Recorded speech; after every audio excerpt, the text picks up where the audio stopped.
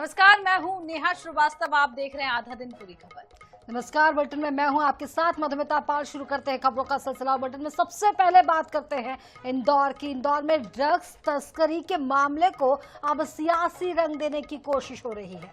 Drugs तस्करी को लेकर पीसीसी चीफ जीतू पटवारी के भाई नाना पटवारी से पुलिस ने पूछताछ की थी। नाना पटवारी ने खुद भी ड्रग्स सेवन करने की बात बोली।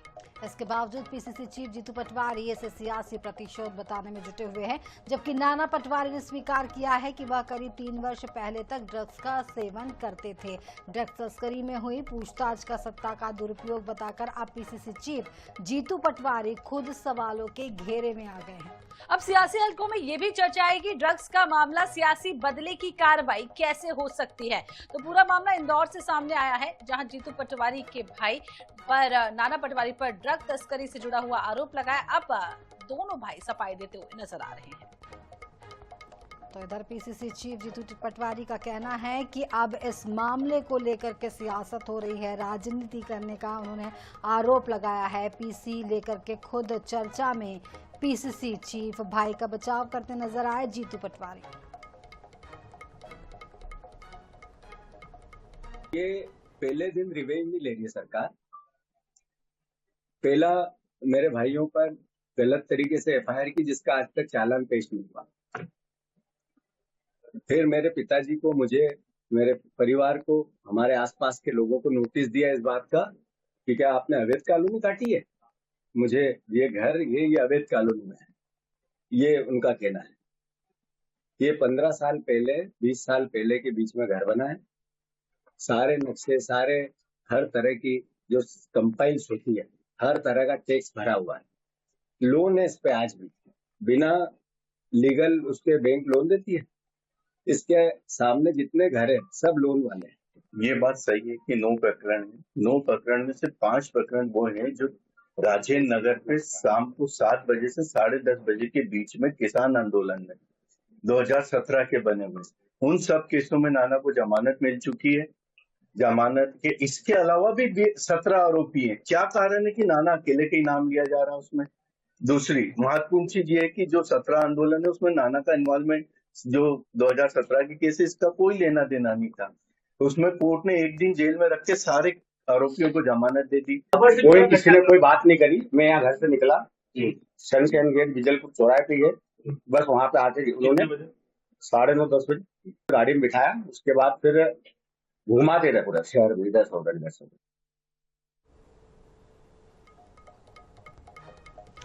तो पीसी लेकर खुद चर्चा में पीसीसी चीफ। आपको बता दें कि भाई का बचाव करते नजर आए जीतू पटवारी।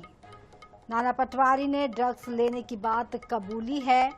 पटवारी ने एक्शन को सियासी प्रतिशोध बताया है। तो कांग्रेस के प्रदेश अध्यक्ष जीतू पटवारी के भाई नाना पटवारी को पुलिस हिरासत में लेने का मामला तूल पकड़ता हुआ नजर आ रहा है। पार्टी से सियासी एंगल देने के मूड में है और जीतू पटवारी और नाना पटवारी ने प्रेस कॉन्फ्रेंस कर पुलिस कार्रवाई को राजनीतिक प्रतिशोध बताया है। अब इस दौरान हालांकि नाना पटवारी ने यह स्वीकार भी किया है कि 3 साल पहले तक ड्रग का सेवन करते थे।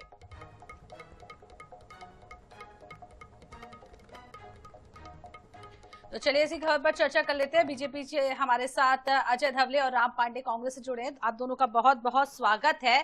पहले रुख कर लेते हैं कांग्रेस का। राम पांडे जी, आप ऐसा क्यों लगता है कि कांग्रेस जो है हर चीजों को, हर कार्रवाई को सियासी रूप ही देने पर तुल जाती है, जबकि नाना पटवारी खुद इस बात को कबूल कर रहे हैं कि 3 साल पहले तक ड्रग लेते थे। ड्रग लेना अपने आप में एक अपराध है। जी, तो ड्रग्स तो ये मेडिकल पे जो जितनी भी दवाइयाँ बिकती हैं वो ड्रग्स ही तो हैं। तो वो तो सारी दुनिया ले रही है, कौन नहीं ले रहा है दवाइयाँ। ब्लड प्रेशर की जो दवाई होती है, शुगर की दवाई होती है, सब ड्रग्स होती है। लोग भांग तो सरेआम पीते हैं। बात ये नहीं है, यदि वो जो 2 ड्रग वाले जो पकड़े गए थे, यदि वो मोहन यादव का नाम लेते थे तो क्या पुलिस मोहन यादव को गिरफ्तार कर लेती? यदि वो लोग यहाँ राम पांडे जी, यहाँ पर दवाई लेने की बात नहीं हो रही है, आप उसको उस एंगल से ले रहे हैं। यहाँ पे ड्रग्स तस्करी की बात हो रही है। उन्होंने ये बात स्वीकार की है। नहीं, कोई स्वीकार नहीं की है, आप गलत बता रहे हैं। मैं तो ये कह रहा हूँ कि यदि वो दो जो ड्रग वाले थे वो मोहन यादव का नाम ले देते कि मोहन यादव के लिए हम लेकर जा आपने रहे शायद थे। प्रेस कॉन्फ्रेंस नहीं देखी है। प्रेस कॉन्फ्रेंस में साफ साफ उनने खुद इस बात को कबूला है कि 3 साल पहले तक ड्रग्स लेते थे, तस्करी में शामिल थे।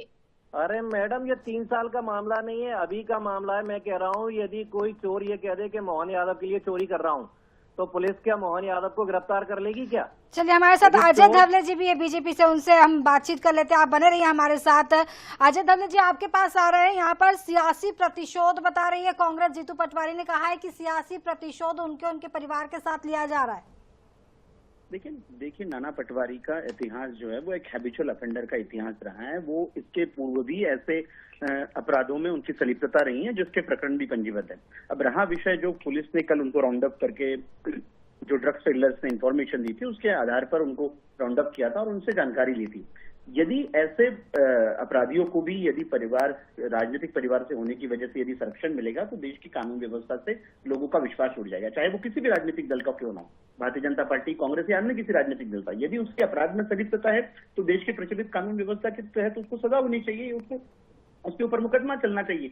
लेकिन सिर्फ जीतू पटवारी का भाई होने की वजह से यदि कांग्रेस चाहती है कि उसको एक एग्जम्पशन मिल जाए, उसको वेवर मिल जाए कि नहीं, उसको उसकी पूछ परख रहे, उसको पुलिस ना पकड़े, तो इस प्रकार से देश नहीं चलता। आज मध्य प्रदेश में कानून का राज है। आदरणीय मुख्यमंत्री डॉक्टर मोहन यादव जी के शासन में निश्चित रूप से जो भी व्यक्ति कानून का उल्लंघन करेगा उसको न्याय संगत व्यवस्था के तहत सजा भी मिलेगी। लेकिन राम पांडे जी को बचाने के लिए जी, आपके पास आ रही, सुना आपने अजय धवले जी क्या कह रहे हैं, क्या कहना चाहेंगे इस मुद्दे पर? अरे मैडम, 1800 करोड़ रुपए की भोपाल में मोहन यादव, शिवराज चौहान की नाक के नीचे फैक्ट्री चल रही थी। हर महीने कोई ना कोई फैक्ट्री पकड़ी जाती है। 500 करोड़ की, 21,000 करोड़ की ड्रग्स अदानी एयरपोर्ट से पकड़ी गई। कितने की? नाना पटवारी के खिलाफ 10 10 केस दर्ज बताए जा रहे हैं और यहाँ पर ये लगातार जो मामला निकल कर सामने आया है 2017-18 कभी भी ये मामले निकल कर आ रहे हैं, तो इसको सियासी प्रतिशोध नहीं कहा जा सकता। मैं यही तो कह रहा हूँ, 21,000 करोड़ रुपए की ड्रग्स अदानी पोर्ट से पकड़ी जाती है। क्या अदानी की गिरफ्तारी हुई? क्या अदानी से पूछताछ यहाँ हुई? पर बात हम जिस विषय पे कर रहे हैं उस पर आप जवाब दीजिए कि आप ये सियासी या राजनीति क्यों लग रही है आपको? अरे मैं यही तो कह रहा हूँ, कोई चोर कह दे कि मोहन यादव इसमें लिप्त है तो क्या पुलिस मोहन यादव को अभी यहाँ पर बात पीसीसी चीफ ने, आपके पीसीसी चीफ ने क्यों लिया? पीसी की ना उन्होंने, अरे क्या बताने के लिए उन्होंने स्वीकार किया यहाँ पर, और वो कह रहे हैं कि प्रतिशोध लिया जा रहा है। आप उस मुद्दे पे बात कीजिए, आप कहाँ डाइवर्ट किए जा रहे हैं? अरे मैडम, भगवान राम के पैसे की इन्होंने चोरी कर ली। चोर तो ये खुद ही है। जब भगवान राम के पांडे जी, पैसे आप को इन्होंने नहीं छुआ राम जी तक चले गए।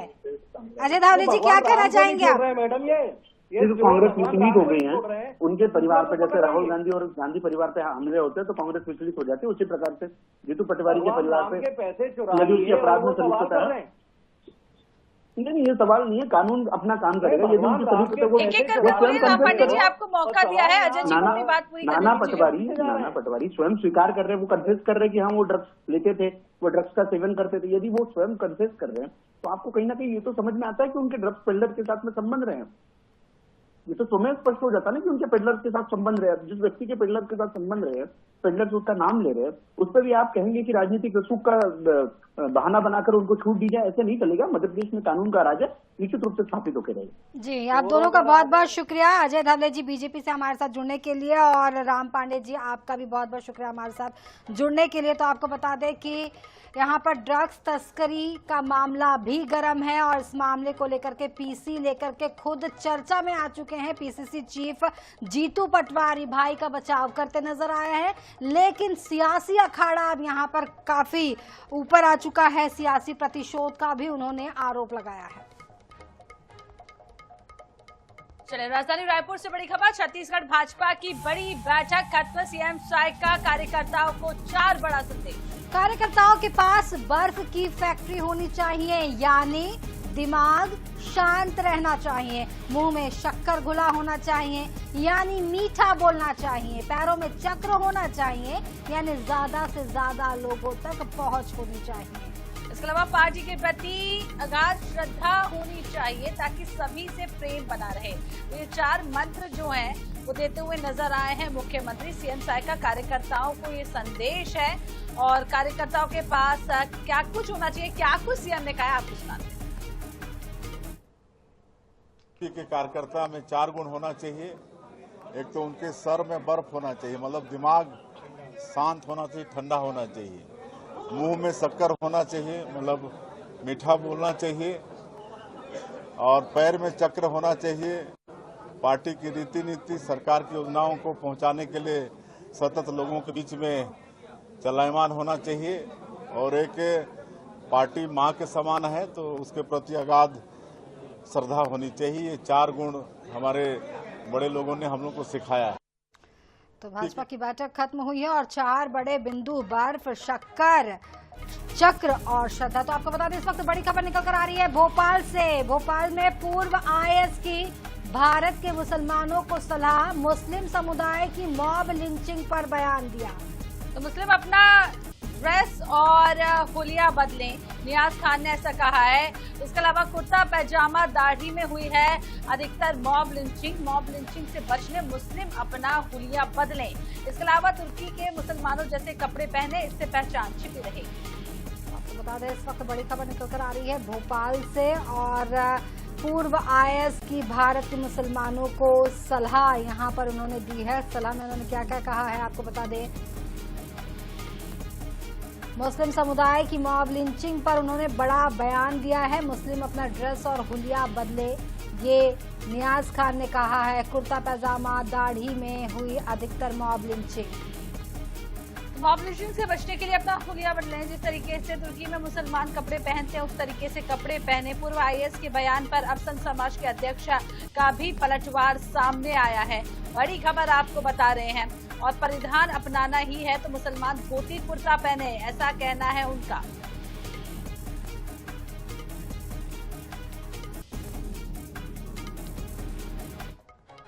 रायपुर के नगर निगम में टीम ने अवैध निर्माण पर बड़ी कार्रवाई की है। निगम की टीम ने पंडरी कपड़ा बाजार में अवैध निर्माण पर बुलडोजर चलाया। तो प्रकाश होलसेल के बाहरी हिस्से को भी निगम ने तोड़ दिया। तो तस्वीरें आप देख पा रहे हैं, यहाँ पर अवैध निर्माण पर चला है निगम का बुलडोजर। रायपुर नगर निगम की ये कार्यवाही है और प्रकाश होलसेल के बाहरी हिस्से पे यहाँ पर बुलडोजर और तोड़फोड़ की कार्रवाई की जा रही है। रायपुर नगर निगम की कार्रवाई अवैध कब्जे पर लगातार जारी है। अब इसी कड़ी में आज राजधानी रायपुर के पंडरी कपड़ा मार्केट के बीच में पहुंच चुका है निगम का बुलडोजर और अवैध कब्जे पे जो है वो निगम का बुलडोजर कार्रवाई करते हुए आपको नजर आ रहा होगा। आप सबसे पहले तो देखिए कि किस तरीके से एक होलसेल की दुकान है जिसने पूरा अवैध तरीके से जो है वो नाली के ऊपर भी अपनी दुकान को एक्सटेंड करके रखा हुआ है। अब ऐसे में निगम के जो अधिकारी यहाँ पे पहुंचे हैं, जो लोग यहाँ पे पहुंचे हुए हैं, वो उस नाली वाले हिस्से को जो है वो तोड़ने का काम किया जा रहा है, क्योंकि नगर निगम का कहना है कि ये इसके ऊपर जो है रखा गया है, जितना पाटा लगाया गया है वो अवैध तरीके से बनाया गया है। नाली के ऊपर जो है वो दुकान को बढ़ाने का काम जो है किया गया है। अब ऐसे में इस दुकान की तस्वीरें जो है वो आप देखिए कि किस तरीके से ये दुकान जो है होलसेल की दुकान है।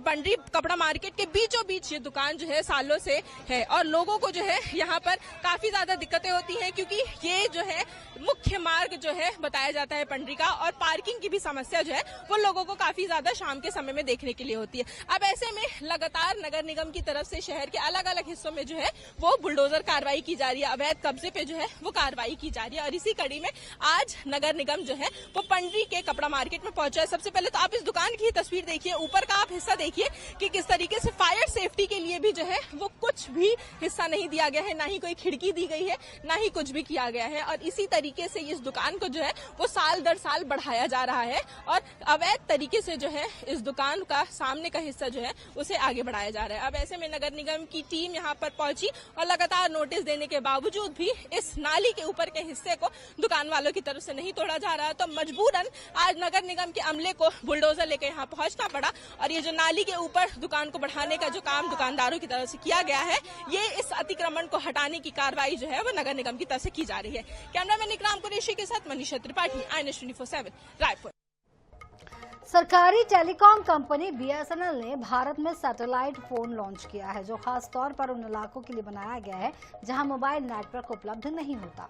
इस फोन की कीमत टैक्स सहित करीब 1,34,166 रुपए रखी गई है। यह सामान्य स्मार्टफोन की तरह मोबाइल टावर या सिम नेटवर्क पर निर्भर नहीं करता, बल्कि सीधे सैटेलाइट नेटवर्क के जरिए काम करता है। इसकी सबसे बड़ी खासियत यह है कि दुर्गम पहाड़ी और ऑफ ग्रिड क्षेत्रों में भी वॉइस कॉल की सुविधा मिल सकेगी। आपदा राहत कार्य और आपातकालीन परिस्थितियों में यह फोन बेहद उपयोगी साबित हो सकता है।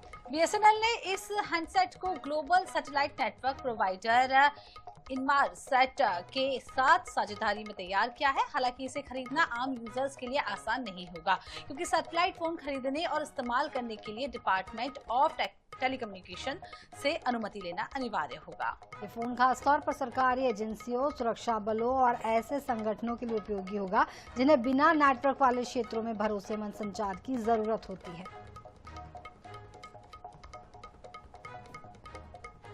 तो बीएसएनएल ने ये स्मार्ट सैटेलाइट फोन लॉन्च किया है और आपको बता दें कि इसमें कई सारी खासियतें हैं। हालांकि इसका इस्तेमाल इतना आसान नहीं होगा। इसके इस्तेमाल के लिए पहले परमिशन लेनी होगी और ये उन क्षेत्रों में ज़्यादा काम आएगा जहां पर नेटवर्क इशू होता है।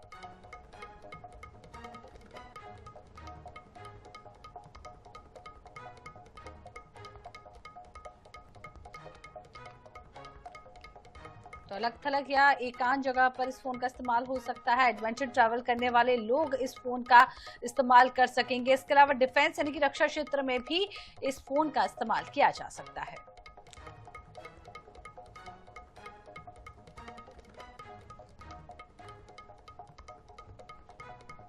और इसी के साथ इस बुलेटिन में फिलहाल इतना ही। आप बने रहे INOS 24/7 के साथ। हमें दीजिए इजाजत। नमस्कार।